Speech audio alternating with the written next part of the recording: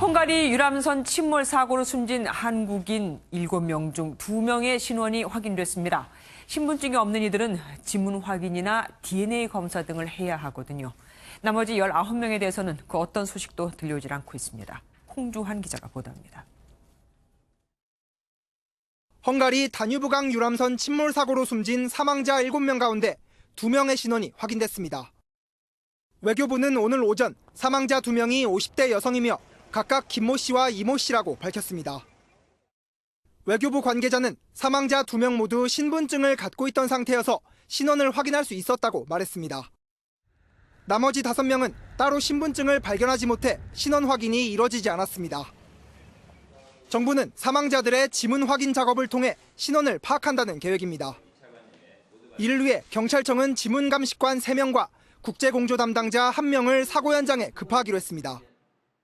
경찰 관계자는 경찰이 보유한 지문 정보를 활용하면 4시간 안에 신원을 알아낼 수 있다고 밝혔습니다.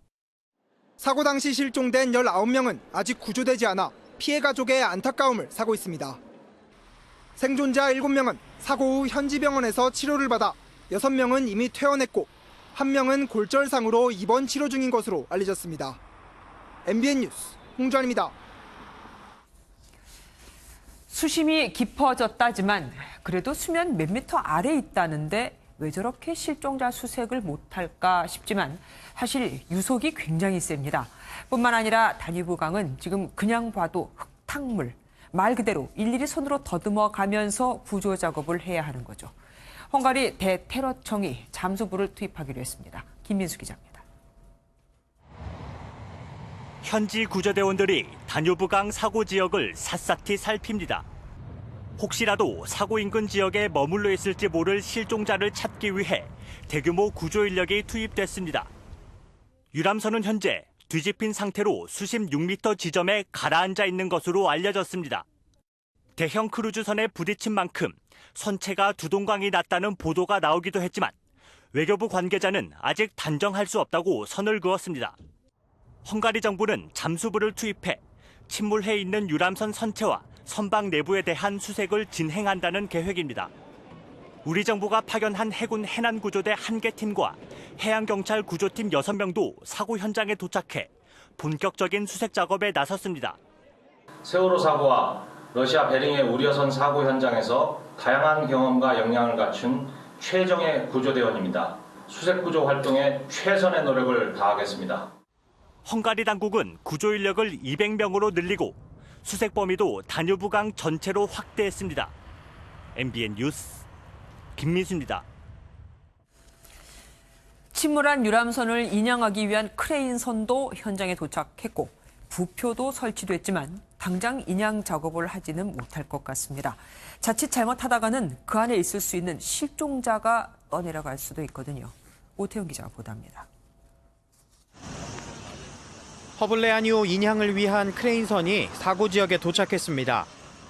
헝가리 당국은 인양 작업을 위해 크레인선을 투입했고 헝가리 해경은 헬리콥터와 수중 레이더 등을 동원해 인양 사전 작업을 진행했다고 외교부가 전했습니다. 허블레아니호는 15톤급 작은 선박이어서 인양 자체에는 기술적인 어려움이 없는 것으로 알려졌습니다. 문제는 다뉴브강의 높아진 수위와 유속, 수중 시야입니다. 실종자 수색이 어려움을 겪는 상황에서 선박 상태 조사와 선박이 밀려나는 것을 막기 위한 정박 작업도 필요하기 때문입니다. 바다는 물이 이제 썰물과 밀물이 있지만은 정조 시간이 그래도 1시간이 존재를 하거든요. 하지만 이 같은 경우는 이제 상류에서 하류로 물이 계속해서 24시간 흐르기 때문에 현지 언론은 당국이 인양을 검토하고 있지만 배 안에 남아있을지 모를 실종자 유실을 막기 위한 대비책을 우선 마련 중이라고 보도했습니다. 강경화 외교부 장관은 조속한 선체 인양을 요청했다고 밝혔지만 실종자 가족과의 협의 등을 거쳐야 하는 만큼 실제 인양까지는 시간이 더 필요할 것이란 전망입니다. MBN 뉴스 오태윤입니다. 헝가리 현지 경찰은 허블레아니호를 추돌해 침몰시킨 크루즈선의 선장을 부주의와 태만 혐의로 체포했습니다. 강경화 장관도 선장의 과실로 참사가 일어났다면 법적 대응을 하겠다고 밝혔습니다. 신재우 기자입니다. 헝가리 경찰은 허블레아니호를 추돌해 침몰시킨 크루즈선 바이킹 시기노 선장을 태망과 부주의 혐의로 체포했습니다. 경찰은 선장에 대한 법원의 구속심사 과정에서 이번 유람선 침몰 사고의 과실이 크루즈선 선장에게 있다고 밝혔습니다. 다만 아직 선장의 과실이 무엇인진 자세히 밝히지 않았습니다. 빨리 가서 다음 장면을 보여주기 위해서 운항을 하다가 실수한 거 아닌가, 몰랐지 않을까 그런 생각도 듭니다. 강경화 외교부 장관은 이번 사고의 책임이 선장 과실에 있다고 밝혀질 경우 강경 대응하겠다고 밝혔습니다. 조사하는 과정에서 선주 측에 그런 어떤 과실이 있다 하면은 여기에 대해서 철저하게 법적 대응을 하겠다 하는. 현지 경찰은 체포한 크루즈 선장에 대한 수사는 물론 사고 목격자 진술과 영상 분석을 통해 과실 입증에 주력한다는 입장입니다. MBN 뉴스 신재우입니다. 헝가리 경찰이 사망자 7명의 시신 발견 지점을 공개했는데 사고 지점에서 12km나 떨어진 곳도 있었습니다. 단 25분 만에 그만큼 멀리 떠내려간 거죠. 폭우 때문에 물살이 거세진 건데 심지어 세월호를 삼킨 맹골 수도보다 더 유속이 빠르다고 합니다. 손하늘 기자입니다.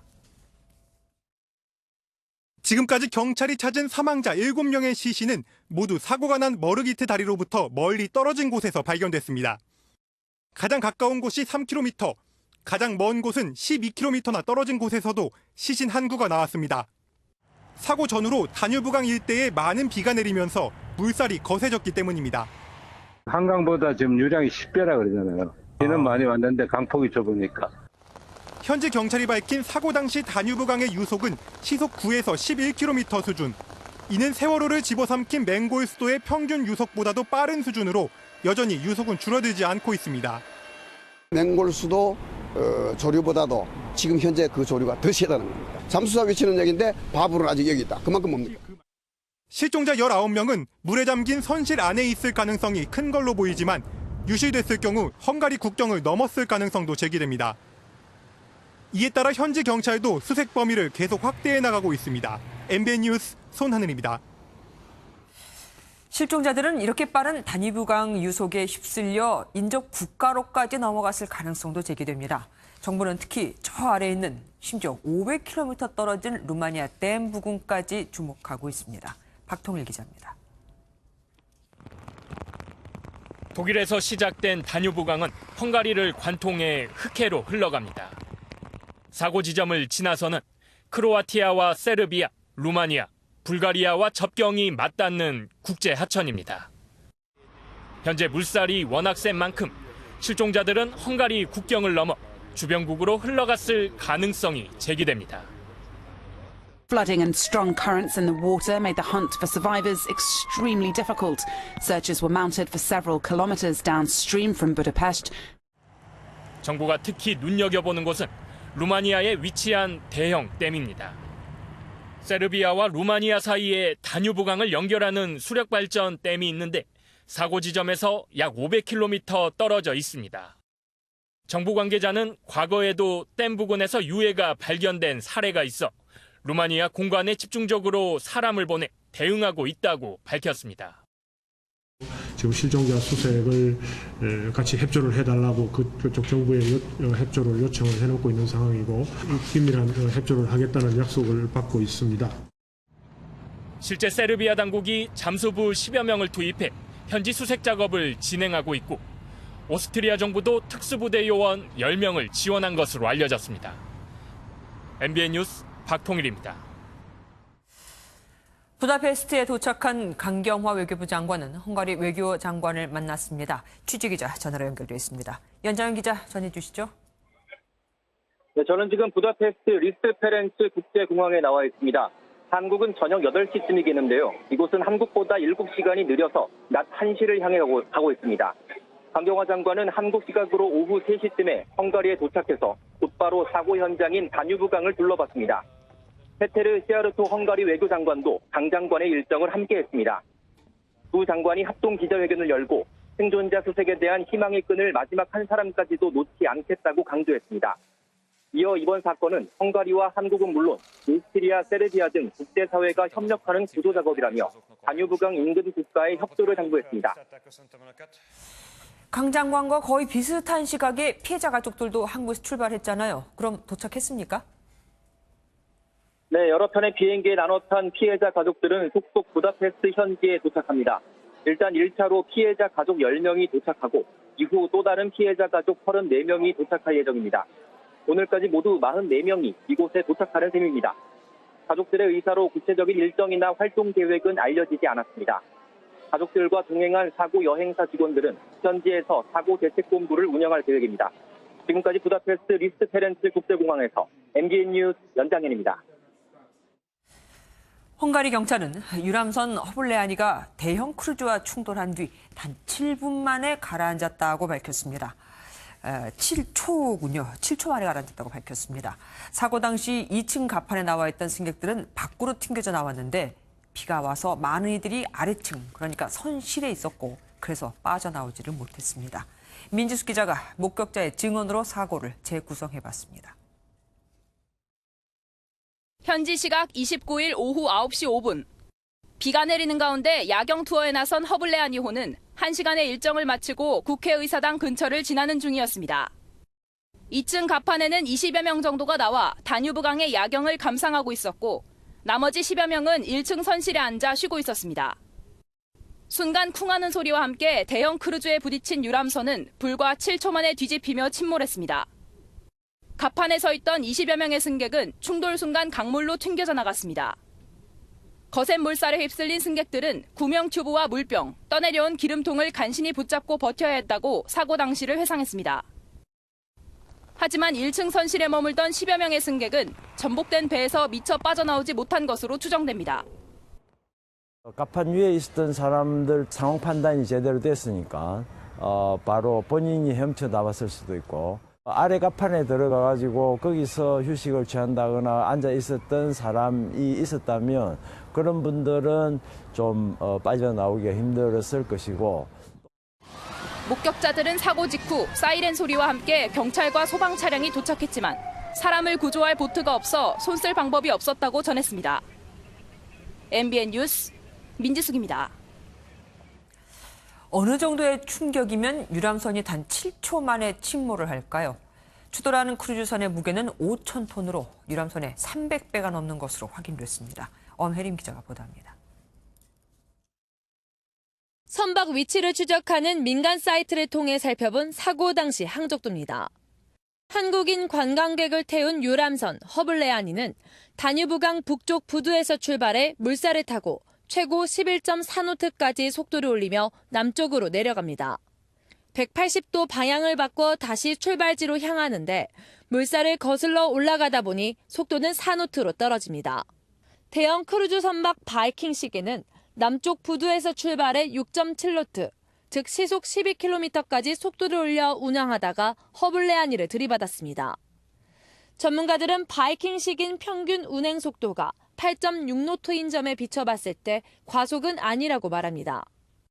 하지만 15톤급 허블레아니가 300배가 넘는 5,000톤급 바이킹식인과 부딪히며 충격이 컸고 7초 만에 침몰한 것으로 추정되고 있습니다. 크기가 작다가 하더라도 큰 선박끼리 부딪히면 충격이 세거든요. 그럼 그 충격에 의해서 튕겨져 나가는 사람도 있고. 사고 직후 크루즈선에는 충돌로 인한 흔적이 생생하게 보였습니다. 큰 선박의 특성상 작은 선박이 야간 조명을 켰더라고 제대로 보기 어려운 만큼 사전에 주의를 기울였어야 했다고 전문가들은 지적했습니다. MBN 뉴스 엄혜림입니다. 헝가리 현지 언론들은 다뉴브강의 평소 모습을 개미굴 같았다고 보도하고 있습니다. 관광객이 몰리면서 수십 척의 배가 밤마다 북새통을 이뤘지만 이를 관리한 수상 관제 시스템은 없었던 겁니다. 김하영 기자입니다. 사고 당시 다뉴브강의 모습입니다. 사고 선박 외에도 주변 여러 크고 작은 선박들이 엉키듯 바쁘게 오가는 모습을 볼 수 있습니다. 인구 200만 명이 안 되는 부다페스트에 지난해 몰린 관광객은 2,800만 명으로 하루 수백여 척, 매일 밤 70여 척의 배가 오갔습니다. 헝가리 현지 언론들은 다뉴브강이 밤마다 선박들로 포화 상태, 개미굴과 같은 상황이었다고 지적했습니다. 동유럽 패키지로 가서 그 유람선 안 탄 사람은 없을 것 같아요. 낮보다는 밤에 배들이 몰려 있으니까 좀 혼잡한 느낌도. 문제는 관광객이 몰리면서 소형 선박만 다니던 다뉴브강에서 대형 크루즈선의 수가 늘어났다는 것입니다. 현재 언론 인덱스는 대형 선박의 경우 소형 선박이 야간 전조등을 켜더라도 선장이 이를 발견하기가 어렵다고 경고했습니다. 실제로 1년 반 전에도 대형 크루즈와 소형 선박이 충돌하는 사고가 발생한 것으로 전해졌습니다. 사정이 이런데도 다뉴브강에는 선박들의 운항을 통제할 수상 관제 장치가 제대로 구비되지 못한 것으로 알려졌습니다. 지난 2016년 유럽위원회도 다뉴브강 수로운송 시스템 정비의 필요성을 제기했었는데 결국 이번 참사로 이어졌습니다. MBN 뉴스 심가현입니다. 심가현 기자의 보도 들으셨습니다. 부다페스트 시민들은 사고 현장을 찾아 희생자를 충만한 꽃과 촛불을 놨습니다.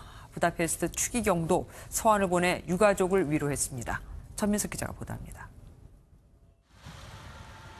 비오는 다뉴브 강변에 한 시민이 찾아왔습니다. 흰 꽃 한 송이를 바치고는 두 손을 모읍니다. 또 다른 시민은 강물에 꽃을 던지며 희생자를 추모했습니다. 날이 갠 강변엔 수목액이 둔 촛불이 조용히 타올랐습니다. 흰 꽃다발도 어느새 줄지어 놓였습니다. 현지 대한민국 대사관에도 아픔을 나누려는 발길이 이어졌습니다.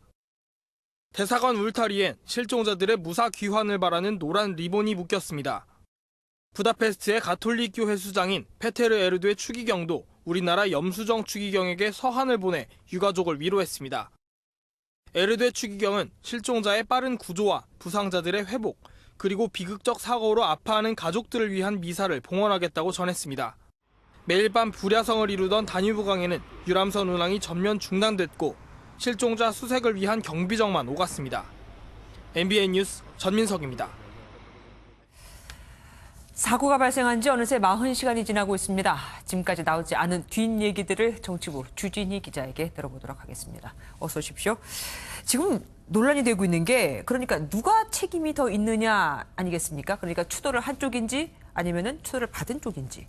네, 이 관련해서 사실 최종 결과가 나오지 않아서 말씀드리긴 좀 조심스럽습니다. 네. 하지만 헝가리 경찰청이 방금 전에 1차 결과를 발표를 했고요. 네네. 또 우리 측 전문가들이 지적하고 있는 것은 바로 대형 크루즈가 과실이 좀 크지 않는가 하는 부분입니다. 네. 일단 먼저 지목을 해봐야 하는 부분은 비가 내리는 밤이어서 앞을 내다보기가 힘들었을 텐데 그럼에도 불구하고 그 큰 배가 갑작스레 급선회까지 했기 때문에 전방주시 부주의가 좀 의심이 됩니다. 네. 또 이런 사고를 막기 위해서 있는 것이 바로 자동 선박 식별 및 추적 시스템이라는 것인데요. 네. 모든 선박에 다 달려 있다고 합니다. 하지만 이마저도 선장은 제대로 보지 않고 있었던 것으로 보입니다. 네네. 또 마지막으로 말씀하셨던 듯이 추월하는 선박은 추월당하는 선박을 앞서가기 위해서는 스스로 피해서 가야 합니다.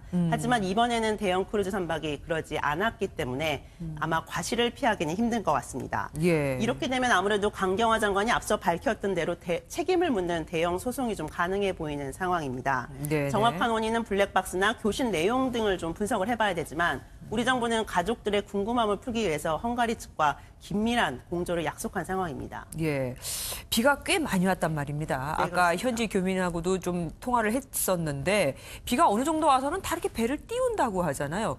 그게 더 문제 아니겠습니까? 물론 날씨라는 게 어느 정도 굳으면은 뭐 띄울 수 있고 이런 거를 딱 선 긋기가 어렵긴 하지만 지금 상태로는 좀 무리를 했던 것 같아요. 예, 그렇습니다. 바로 그 지점이 단체 패키지 여행의 맹점으로 좀 지적되고 있는 부분입니다. 네네. 익명을 전제로 현재 가이드로 일하고 계신 분이 저희에게 이런 설명을 해왔는데 네. 한번 그 가이드분의 설명, 그리고 여행자 관계자분이신데 한번 설명 들어보시겠습니다. 네네. 인재라고 해야지, 인재라고. 비 맞고 그 안에서 그 야경을 보면 얼마나 뭐 코스가 그날 아니면 또 못하는 일정들이 많아요. 그럼 옵션 때문에 문제라고. 즉 저가 패키지는 마진이 적기 때문에 네. 마진을 남기기 위해서라도 아주 저렴한 코스들로만 구성을 한다는 겁니다. 네. 그래서 아주 큰 크루즈 선박이 아니라 아주 싼 작고 낡은 선박에 타는 것이고 사실상 빡빡한 일정상 다시는 다뉴브강에 못 오니 비가 오더라도 야경 투어를 강행한다는 겁니다. 네. 그리고 아까 얘기 들어보니까 500km 떨어진 곳까지 조사를 한다고요. 그렇게까지 해야 합니까? 네, 사실 과거에 한 사례가 있었기 때문입니다. 다뉴브강에서 어떤 한 여학생이 빠진 적이 있었는데 네네. 그 실종자를 500km나 떨어진 그 루마니아의 한 댐에서 발견을 했다고 합니다. 이번에도 25분 만에 10km를 네, 쓸러갔기 때문에 시속을 생각하면은 1시간당 25km/h죠. 그러면은 충분히 수색을 해야 할 이유가 있는 겁니다. 그렇죠. 지금 40시간이 지나고 있으니까요. 예. 그리고 지금 아까도 얘기했지만 위험하다는 것을 다 아는데도 이렇게 여행을 강행한다는 건 사실을 목숨을 내놓는 것이다라고 해도 과언이 아닙니다. 구체적인 상황을 오랫동안 동유럽 가이드를 해온 고대훈 씨 연결해서 들어보도록 하겠습니다. 참고로 이번에 실종된 가이드분의 지인이기도 하다고 합니다. 자, 고 선생님 안녕하십니까? 네, 안녕하세요. 네. 실종된 동료 얘기 듣고 깜짝 놀라셨겠습니다. 예, 그렇습니다. 제가 휴가차 한국을 지금 잠깐 나와 있는데, 이제 현지 시간 이제 동료들이 사고가 발생되자마자 저한테 연락을 해줘가지고요. 네. 좀 많이 놀랐었습니다. 네. 그 동유럽 가이드를 지금도 하고 계신 건가요? 예, 그렇습니다. 네. 제가 한국 나오기 지금부터 보름 전까지도 제가 그 배를 탔었었고요. 예. 또 가이드를 했었던 사람입니다. 남의 일 같지가 않겠습니다. 네, 그 그렇습니다. 동유럽에서 가이드를 하시면서 이건 정말 아니다, 이건 위험하다라고 느낀 점들이 있었습니까? 뭐 제가 이렇게 말씀드리면 어떨지 모르겠지만 네. 그게 한두 가지가 아니고요. 뭐 지역마다 그런 위험성들은 상당히 많이 있다라고 말씀을 드릴 수가 있을 것 같고요. 네. 뭐 이번에 이제 부다페스트에서 그런 사고가 났는데 부다페스트도 마찬가지로 같은 동시간대에 야경을 보시기 위해서 많은 분들이 몰리시거든요. 네. 그래서 그 시간대라 그러면 최소한 40, 50대 이상의 유람선들이 대부분 5분에서 10분 간격으로 계속 타고 내리기를 반복을 하기 때문에 항상 위험은 도사리고 있었죠. 그럼 이렇게 비가 오는 날도 토지의 일정을 취소할 수가 없는 건가요? 네, 거의 불가능하다고 보시면 될 것 같으세요. 이유는 뭐 마진 얘기 때문인 건가요? 뭐 그것도 있겠지만 가장 큰 이유는 뭐 부다페스트 일정은 거의 대부분의 일정 중에 하루라고 보시면 될 것 같고요. 그 다음에 전체 일정 그 문제는 그 TV에서 이제 상품을 파는 상품이라든가 저가 상품 중에 옵션이 아닌 그 포함 상품으로 해가지고 모든 여행사들이 경쟁적으로 이렇게 상품을 만들다 보니까 뭐 손님들께서는 그거를 보고 선택을 하셔서 오시기 때문에 어쩔 수 없이 그 행사를 진행을 해야 된다는 거죠. 예. 그리고 이제 구명조끼 얘기가 좀 많이 나오고 있지 않습니까? 네네. 그 선생님께서도 구명조끼를 착용하라 이런 얘기를 안 하시나요? 저희 같은 경우 그게 이제 언론에 보도되기가 어떤 언론에서는 구명조끼가 모든 배에 없다라고도 이렇게 말씀을 많이 하시는데요. 네네. 사고가 난 배에도 제가 확인을 했지만 분명히 구명조끼는 있었습니다. 보이질 않았다고 하던데요? 아닙니다. 있습니다. 제가 그건 직접 확인을 했었고요. 그건 좀 잘못된 정보 같고요. 네. 뭐 제가 그 배를 한두 번 타본 게 아니라 수없이 많이 타본 배이기 때문에 근데 이제 미처 그 구명조끼를 입을 시간이 없어서 아마도 그렇게 좀 큰 사고가 일어나지 않았나 싶습니다. 예. 아까 위험한 상황이 참 많다고 말씀하셨단 말입니다. 네네. 가장 위험했을 때는 언제였습니까? 뭐 지금 사고가 난 그 지역을 뭐 참고 삼아서 말씀을 드리면 일단은 평상시에도 유속이 굉장히 빠른 편이고요. 중요한 거는 강 밑에 보게 되면은 사람 눈에 보이지 않는 회오리, 소용돌이 갇히기 때문에 만약에 사람이나 기타 물건이 떨어지게 되면은 빠져나올 수 없을 정도의 굉장히 위험함이 있고요. 그다음에 총 한 8km 정도를 그 운항을 하게 돼 야경 관람을 하시게 되는데 4km 정도를 올라가서 다리 밑에서 턴을 하게 돼 있습니다. 근데 이제 그때 당시에는 이제 저희 가이드들이 자리에 좀 앉아주시라고 말씀을 미리 드리는데 선생님들 입장에서는 이제 야경 사진을 찍으시고 여러 가지 이제 일들을 하시기 때문에 미처 이제 말씀을 못 들으시고 난간에 서서 사진을 찍으실 때, 그러니까 배가 턴할 때 굉장히 좀 위험함이 있고요. 그 이유는 난간 자체 이제 1층 같은 경우는 실내고요. 2층은 실외인데 실외 같은 경우에 난간은 우리 사람 성인의 허리 정도밖에 높이가 되지 않기 때문에 난간이 낮군요. 그렇습니다. 그리고 그 셀카 같은 거를 이제 본인들 사진을 찍으실 때는 그 이제 난간 밖으로 몸을 내놓고 사진을 찍으시는 분들이 생각보다 많으시거든요. 맞습니다. 예. 그래서 또 가끔 저희가 이제 그런 배를 탈 때마다 항상 손님들한테 주의를 시켜드리지만 또 이제 너무 멋진 모습을 보시다가 잃어버리시고 그렇게 행동을 하시는 분들이 가끔 계시죠. 그런 부분이 굉장히 위험하다고 생각됩니다. 예, 주의를 준다고 해도 쉽지가 않고 또 이번 같은 사고가 발생했을 때는 뭐 구명조끼 입을 시간도 없었을 것이다. 네, 그렇습니다. 예, 알겠습니다. 이렇게 연락 받아주셔서 감사합니다. 네, 감사합니다. 네. 얘기 들어보니까 진짜 더 와닿습니다. 지금 구조된 분들은 어디에 있습니까? 네, 현재 구조된 분들은 모두 7분이십니다. 네. 31살의 정영아 씨, 황성자 씨 등 이분들은 이제 모두 구조가 되셔서 병원에 입원을 하셨는데 그중에 6분은 다행히 벌써 퇴원을 하셨다고 합니다. 하지만 한 분은 이제 구조 과정에서 골절상을 입어서 일주일 정도 입원을 더 필요로 하는 상황이고요. 문제는 이제 실종자 분들인데 가족분들은 아직도 애타는 마음으로 소식만을 기다리고 있다고 합니다. 저희가 직접 이제 실종자 가족분들을 만나뵐 수는 없고요. 그분들을 옆에서 좀 안타깝게 지켜보고 계시는 대전시 담당 공무원분 이야기 한번 들어보시겠습니다. 직원 인물이 방문을 했다고 하더라고요. 아무도 안 계시고 그래서 전화를 한번 해봤는데 또 말을 못 하시는다고 하더라고요. 충격받으셔갖고. 예, 그래서 더 가슴 아픈 부분은 이번에 참변을 당하신 절반 분들 정도가 사실은 이번 일정이 아니었는데 일정을 변경하셨다가 이런 참변을 당하셨다고 합니다. 예, 정말 한순간의 선택이 또 이렇게 사람의 생과 사를 가르네요. 오늘 말씀 감사합니다. 이번에 헝가리에서 침몰된 선박의 운용사와 MBN이 다시 직접 접촉을 해봤습니다. 운용사 측은 선박 내부를 보여주며 기자회견을 하겠다고 했고 오래된 배가 아니냐 하는 질문엔 현재는 설령이 40에서 70년 되는 선박 또한 많다고 강조했습니다. 자기네 배만 유독 더 오래된 배가 아니라는 겁니다.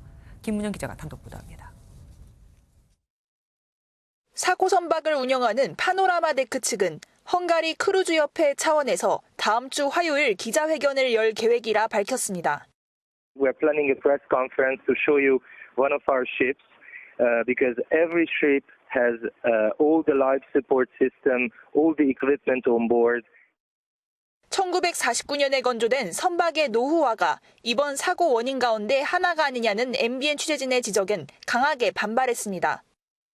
구소련 시대에 건조된 배들이 매우 강고할 뿐더러 현재 다뉴브강 운행 선박의 설령이 40년에서 70년이 된 배들이 다수라는 설명입니다. Completely new. The engines are new, the safety system is new, the navigation system is new, and each boat has a GPS-based marine navigation system. So in 75 years, nothing happened like this before. 또 배를 운항한 선장은 68살 베테랑으로 선박 운항 경력이 풍부하다는 점을 강조했습니다. 다만 배에서 구명조끼 위치 등을 설명하는 사내 지침이 있느냐는 질문에는 그렇지 않다고 밝혔습니다. No. It was never requested by the authorities. Change now. We don't know. We are waiting for the authorities to decide if it's necessary or not. 파노라마 데크 측은 또 모든 배에는 비상탈출구와 구명장비 등이 명확히 표시되어 있었다는 점을 기자회견을 통해 밝히겠다는 입장입니다. MBN 뉴스 김문영입니다. 헝가리 유람선 사고 때 만약 구명조끼만 입었어도 이렇게까지 피해가 크진 않았겠죠. 그럼 다뉴브강보다 큰 우리 한강에 있는 유람선들은 어떨까요? 이현재 기자가 살펴봤습니다. 한강 위를 오가는 관광 유람선을 직접 타봤습니다. 한강변 경치를 살펴보며 연신 사진을 찍는 관광객 중 구명조끼를 입은 사람은 한 명도 없습니다. 현행법상 실내 공간이 있는 선박은 구명조끼 의무 착용 대상이 아니기 때문입니다. 현행법에 따르면 우리나라 유람선에는 승선 정원수 120% 이상의 구명조끼를 반드시 비치해야 합니다. 대신 구명조끼함이 배 곳곳에 설치돼 있고 구명 장비 위치가 자세히 적힌 도면도를 한눈에 볼 수 있습니다. 구명조끼는 부력을 주기 때문에 몸이 띄워져서 탈출하는 데 방해가 될 수 있습니다. 그래서 구명조끼는 물 밖에서 입는 게 당연히 맞고요. 만약 헝가리 유람선 침몰처럼 사고가 발생하면 순식간에 대형 사고로 이어질 가능성도 배제할 수 없습니다. 다만 한강은 정해진 백길로만 다니는 유람선 몇 척만 운행하고 있어 충돌 사고가 발생할 가능성은 거의 없다는 것이 유람선 측의 설명입니다. 실제로 최근 5년 동안 한강에서 15건의 사고가 발생해 3명이 숨졌지만 유람선과 관련한 인명피해는 없었습니다. MBN 뉴스 이현재입니다. 우리나라에서도 어선이 전복돼 선원 3명이 숨지는 사고가 발생했습니다. 바다에 버려진 폐 로프가 어선의 추진기에 감기면서 배가 순식간에 뒤집힌 것으로 보입니다. 간단히 말해서 바닷속 쓰레기 때문에 배가 전복된 겁니다. 강세훈 기자가 보도합니다. 바다에 어선 한 척이 뒤집혀 있습니다. 해경 구조대가 배 위에서 망치로 내부에 신호를 보내보지만 응답이 없습니다. 현장 도착. 전체 지금 완전 전복되어 있는 상태고 전체 위에 올라가서 과적 시험 중. 어젯밤 10시쯤 전북 부안군 위도 인근 해상에서 8톤급 어선 덕진호가 전복됐습니다. 하지만 해경에 신고된 건 8시간이 지난 오늘 아침 6시쯤이었습니다. 사고 현장입니다. 어선이 전복됐을 당시 이 바다에는 지나는 선박이 없어 신고가 늦어졌습니다. 이 사고로 배에 타고 있던 한국인 선원 3명이 숨지고 베트남 국적의 선원 1명은 뒤집힌 배 위로 올라가 목숨을 건졌습니다. Lúc đấy thì thuyền hơi lạc thôi, còn sóng thì nó cũng không to lắm. 사고 원인은 바다에 버려진 쓰레기 때문인 것으로 추정됩니다. 그 현장에 도착할 당시 스크류에 폐 줄이 걸려 있는 상태였고 해경은 전복된 어선을 인근 항구로 옮긴 다음 정확한 사고 원인을 조사할 계획입니다. MBN 뉴스 강세훈입니다. 여성의 뒤를 따라가 그 집에 침입하려던 남성에게 주거 침입 혐의가 적용되자 논란이 일었죠. 피해자 입장에서는 1초 차이로 큰 화를 당할 뻔한 사건이었으니까요. 여론이 들끓자 경찰이 주거 침입 강간미수로 혐의를 변경했는데 여론에 따라 이렇게 혐의가 바뀌는 게 맞는 건지에 대한 의구심도 있습니다. 안병욱 기자입니다. 신림동 원룸 사건의 피의자 30살 조모 씨가 모자와 마스크로 얼굴을 가린 채 영장 심사를 받기 위해 모습을 드러냈습니다. 왜 피해 여성을 따라갔습니까? 죄송합니다. 당초 주거 침입 혐의만 적용해 체포했던 경찰은 조 씨에 대해 성폭력 처벌법상 주거 침입 강간미수 혐의를 적용했습니다. 조 씨가 범행 현장에 상당 시간 머물며 피해자의 집 출입문을 강제로 열려고 한 행위가 해당 범죄 착수에 해당한다고 판단한 겁니다. 주거 침입 강간미수가 인정된다면 일반 강간미수보다도 형량이 더 높은 무기징역 또는 5년 이상의 징역에 처해집니다. 하지만 여론에 떠밀려 다소 무리한 혐의 적용이라는 지적도 나옵니다. 강간의 실행에 착수가 없는 한 주거침입 강간미수죄로는 구속영장 발부가 어려우나 주거침입 혐의가 명백하고 도망할 염려 및 재범의 위험성 등이 존재한다면 구속영장 발부가 가능할 것으로 보여집니다. 전문가들은 이번 사례처럼 대중의 법인식과 현행법 사이에 간극이 발생하지 않으려면 법제도 보완이 필요하다고 지적했습니다. 여성을 이제 스토크한다는 게 어떤 행위인지를 아주 분명하게 보여준 사건으로 보입니다. 이런 부분에 대한 입법이 꼭 필요할 것으로 추정됩니다. 조 씨의 구속 여부는 오늘 밤 안에 결정될 전망입니다. MBN 뉴스 안병욱입니다. 고속도로 하이패스 구간을 무단으로 통과하는 얌체 운전자들이 생각보다 많고 금액도 엄청납니다. 번호판을 테이프로 가리거나 끈으로 번호 일부를 가리는 식이죠. 도로공사와 상습 체납 차량들의 쫓고 쫓기는 추격전을 김명현 기자가 취재했습니다. 차량이 고속도로 하이패스 차로를 재빨리 지나갑니다. 그런데 번호판에 하얀 테이프가 붙어 있습니다. 번호판에 끈을 칭칭 감거나 화학물질을 바른 차량도 보입니다. 통행료를 내지 않으려는 꼼수입니다. 지난해 하이패스 차로를 무단으로 통과한 건수는 320만 건. 체납액은 80억 원을 넘었습니다. 도로공사가 체납 차량을 찾아 나섰습니다. 단속반이 280여 번이나 무단 통과해 590만 원이 체납된 외제차를 추격합니다. 고액 차량이에요. 따라가세요.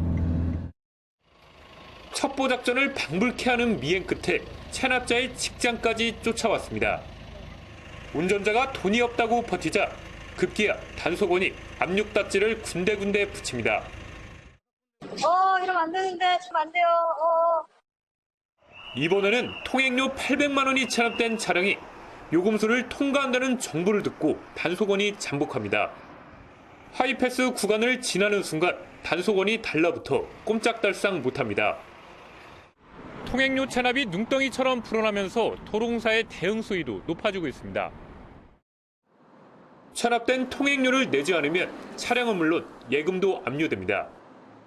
차적지를 방문하여 강제 인도를 하고 있으며 형사고발로 인해서 구속이 된다든지. 단속반과 체납자의 쫓고 쫓기는 전쟁은 오늘도 벌어지고 있습니다. MBN 뉴스 김영현입니다.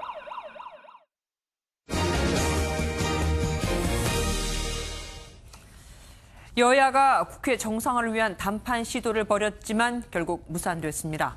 2달 가까이 국회 공전이 계속되는 건데 자유한국당 내에서는 북한 김정은 위원장이 문책 부분에서는 문재인 대통령보다 나은 면이 있다는 발언까지 나와 논란이 일고 있습니다. 이동석 기자입니다. 민생 챙기는 척하면서 억지 부리는 모습이 유아틱하다. 나경원 자유한국당 원내대표를 향한 이인영 더불어민주당 원내대표의 발언에 나 원내대표가 발끈했습니다. 이 착한 동생이 왜 이렇게 나쁜 말 하는지 모르겠습니다. 이처럼 여야가 팽팽한 기싸움을 이어가며 결국 원내대표 회동도 무산됐습니다. 주말을 이용해서라도 나경원 대표 그리고 이제 오신환 대표 그리고 수석들 간의 그런 이야기들이 좀 논의되기를 좀. 국회 공전 사태는 문재인 대통령을 비하하는 양상으로 번졌습니다. 급기야 북한 김정은 위원장이 문 대통령보다 더 낫다는 발언까지 나왔습니다. 야만성, 불법성, 비인간성 이런 부분 뺀다면 어떤 면에서는 김정은이가 우리 문재인 대통령보다 지도자로서 더 나은 면도 있는 것 같다. 대북 정책 실패에 따른 정의용 안보실장, 강경화 외교부 장관 등의 책임을 요구한 건데 민주당은 한국당의 또 다른 막말이라며 비난을 쏟아냈습니다. 역대급 망언을 쏟아냈습니다. 몰지각한 언어로 대통령을 욕보여야만 야당의 일을 하는 것입니까? 국회가 2달 가까이 공전을 거듭하고 있는 가운데 문재인 대통령을 향한 비하 발언까지 거세지며 국회 정상화를 놓고 막판 기싸움이 극에 치닫고 있습니다. MBN 뉴스 이동석입니다. 더불어민주당이 판문점에서 최고위원회를 열고 국제기구를 통해 북한의 식량을 지원해야 한다고 재차 주장했습니다. 아직 정부가 발표도 안 했는데 다음 주에 정부가 5만 톤의 식량 지원을 할 거라는 얘기까지 나와 정부가 곤란해졌죠. 자유한국당은 북한이 미사일 도발을 한 지 채 한 달도 지나지 않았다며 전 세계의 웃음거리가 될 만한 일이라고 비판했습니다. 조창훈 기자입니다. 더불어민주당 지도부가 남북 공동선언 1주년을 맞아 판문점 공동경비구역을 찾았습니다. 남북 모두에 걸친 회담장을 둘러보고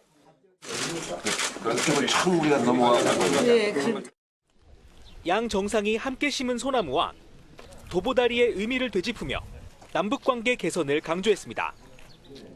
특히 문재인 대통령이 강조한 인도적 대북 지원의 필요성도 언급하며 정부 차원의 조치가 임박했음을 시사했습니다.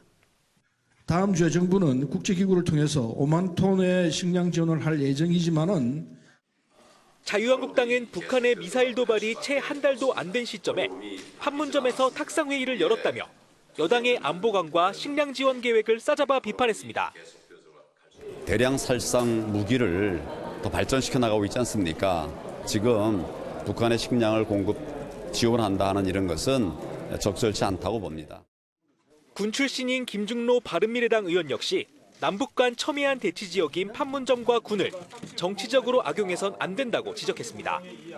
MBN 뉴스 조창훈입니다. 현대중공업 주주들이 임시주주총회 장소까지 바꿔가며 핵심 안건인 법인 분할, 물적 분할을 통과시켰습니다. 대우조선해양 인수합병을 위한 첫 단추는 끼워졌지만 주주총회 절차상의 문제와 노조와의 갈등 등은 넘어야 할 산입니다. 이상주 기자입니다.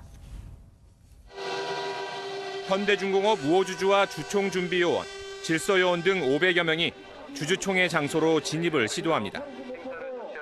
그러자 지난 27일부터 점거 농성을 벌이던 노조원 2천여 명이 입구를 막아섰습니다. 일촉즉발 팽팽한 긴장감에 경찰 64개 중대 4,200여 명도 헬멧과 방패 등을 갖추고 만일의 사태에 대비했습니다. 2시간 넘게 대치가 이어지면서 예정 시간 10시를 넘자 현대중공업은 주총장을 울산대학교 체육관으로 변경해 회사 분할안을 통과시켰습니다.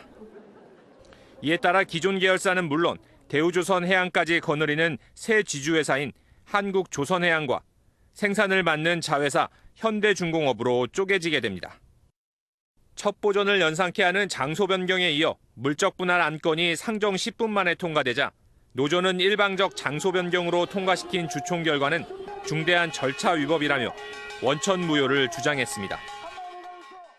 35년 옮긴 건 불법입니다. 또한 장소를 3전에 일방적으로 했던 것도 불법이고 또한 장소 앞에 경찰을 대기시켜서 주주를 입장 못 시켰습니다. 그것 또한 불법입니다. 이 과정에서 일부 흥분한 노조원이 주총장 진입을 시도하면서 유리창문과 의자가 파손되는 등 물리적 충돌이 일어나기도 했습니다. 우여곡절 끝에 주주총회에 성공한 현대중공업은 이번 달 안에 공정위에 기업 결합 보고서를 제출할 예정입니다. 그러나 노조도 파업과 법적 대응 등을 예고하고 있어 노사 간의 치열한 갈등은 당분간 계속될 것으로 보입니다. MBN 뉴스 이상주입니다. 천년고도 경주의 밤이 아름다운 빛으로 물들었습니다. 경주 세계문화유산 등축제가 개막해 300여 종의 유등 작품을 선보였는데 유람선 침몰 사고로 비교적 차분한 분위기 속에 행사가 진행되고 있다고 합니다. 현장에 취재기자 나가 있습니다. 심영 기자, 거기는 딴 세상 같습니다. 네, 그렇습니다. 저는 지금 경주 신라 밀레니엄 파크에 나와 있습니다. 어둠이 깊게 내리면서 이곳은 그야말로 환상적인 빛의 향연이 펼쳐지고 있습니다. 정말 아름다운데요. 이곳 공연장에는 높이가 무려 10m나 되는 천수 관음상이 관광객을 맞고 있습니다. 크고 화려한 경주와 중국의 유네스코 등재 유등부터 만화 캐릭터와 동물 등 300여 종의 유등이 황홀한 빛을 뽐내고 있습니다. 유람선 침몰 사고로 등축제 개막식은 비교적 차분한 분위기 속에 열렸습니다. 관광객들도 소원등을 달며 헝가리에서 희망적인 소식이 들려오길 간절히 기도했습니다. 이번 축제에선 옆으로 누운 대형 와불상과 행운의 상징인 용을 비롯해 대형 용선도 선보였는데요. 소원등 달기 외에도 워터랜턴 띄우기, 전통 공예 체험 등 다양한 행사가 마련돼 있습니다. 경주의 아름다운 밤과 역사를 담은 경주 등축제는 오는 10월 말까지 계속됩니다. 지금까지 경주 신라 밀레니엄 파크에서 MBN 뉴스 심우영입니다. 오늘 제법 선선한 날씨를 보였습니다. 주말인 내일까지 이른 더위는 잠시 쉬어가겠습니다. 내일 서울의 한낮 기온은 25도로 오늘보단 2도가량 높겠지만 크게 덥지는 않겠고요. 대기질도 좋음에서 보통 단계를 보이며 바깥 활동하기 무난하겠습니다. 다만 일요일부터는 서울의 낮 기온이 29도까지 오르는 등 다시 날이 더워지겠습니다. 헝가리 부다페스트는 비가 내리지는 않았지만 유속이 빨라 수색 구조 작업이 늦어지고 있습니다. 특히 연일 지속된 강수로 강물이 불어나 있는데요. 내일과 모레에는 가끔 소나기가 내리거나 뇌우의 가능성이 있습니다. 오늘 전국에 대체로 맑은 하늘을 보였습니다. 내일은 고기압의 가장자리에 들겠습니다. 중부지방 구름이 많이 지나겠지만 대부분 높은 구름으로 야외 활동에 큰 불편함을 주진 않겠습니다. 남부지방 광주의 낮 최고기온 27도로 오늘보다 2도가량 높겠습니다. 영남 지역 대구의 한낮 기온도 27도, 부산은 23도를 가리키겠습니다. 강원 산지에서는 내일 오전까지 바람이 강하게 불겠습니다. 당분간 비 소식 없이 맑은 가운데 날이 점차 더 더워질 전망입니다. 날씨였습니다. 뉴스파리 선정한 이한장의 사진입니다. 하얀 얼굴에 눈 주위에 까만 털이 있는 자이언트 팬다. 우리 눈에는 다 똑같이 생긴 것 같은데 중국이 개발한 안면 인식 AI 기술을 적용하면 한 마리 한 마리 다 구별이 가능하다고 합니다. 전 세계 개체수가 1,800마리 정도로 줄어든 판다를 추적 관찰하고 데이터를 쌓기 위해서 필요한 기술이죠. 이처럼 중국의 4차 산업혁명 기술은 발전하고 또 실제 이렇게 적용되고 있는데 우리도 분발해야겠습니다. 뉴스파 여기서 마치겠습니다. 함께해 주신 여러분 고맙습니다.